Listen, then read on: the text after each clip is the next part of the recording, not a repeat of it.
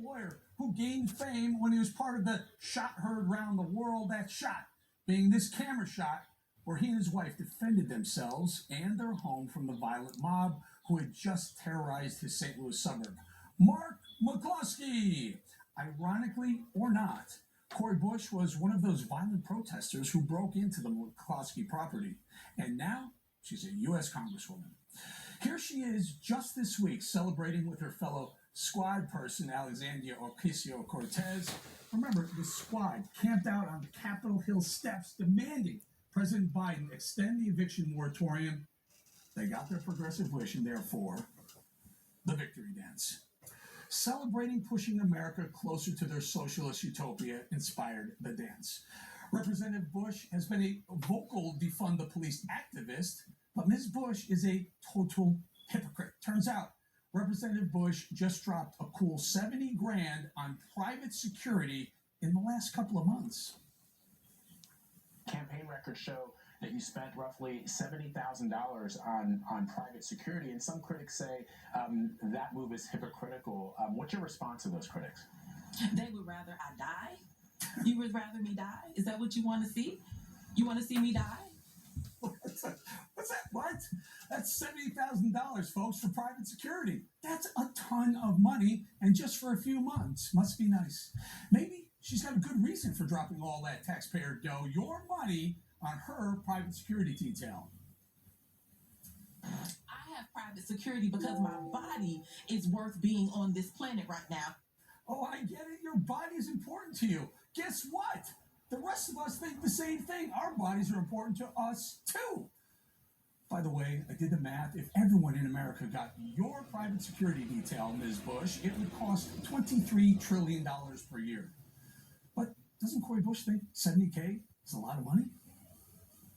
So if I end up spending $200,000, if I spend 10 more dollars on it, you know what? I get to be here to do the work. So suck it up, and defunding the police has to happen. Exactly. $200K for you, defund the police for the rest of us. Got it. Rules for thee, not for me. Representative Bush is not only a hypocrite, Cori Bush is a blatant liar. Ms. Bush is an outspoken opponent of law enforcement, going so far as to claim she's had death threats from police officers. In this CBS online interview, she said she was receiving death threats from cops. Now listen to her answer when she was asked about those alleged threats. As a member of Congress, you've had police officers threaten your life. I mean, and they're still people. That wasn't a very convincing response to a very salacious accusation.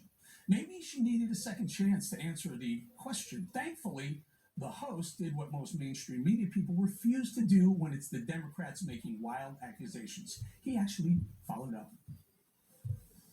But presumably, Congressman, I would hope that those, as you allege, those police officers would be removed, or at least you would let your security detail and the mechanisms in place in Congress to ensure that those officers are not still patrolling the streets. Well, you know, work is being done. Nope, Cori Bush failed again. I'd be willing to bet there have been zero credible threats on Cori Bush coming from any law enforcement officers. But back to the thriller in Missouri. Mark McCloskey and Cori Bush are in a heated war of words over policing in America. McCloskey is running for Senate in Missouri with a pro-police agenda, and Cori Bush is not too happy about that. Mark McCloskey is an absolute liar. He has spat on my name, and because of that, his day will come. All right, well, Mark McCloskey is standing by to weigh in. We contacted Cori Bush's office by telephone and email to offer her a spot on this show, too. We got no response. Shocker. But first, we promised you we would bring back Gloria Allred.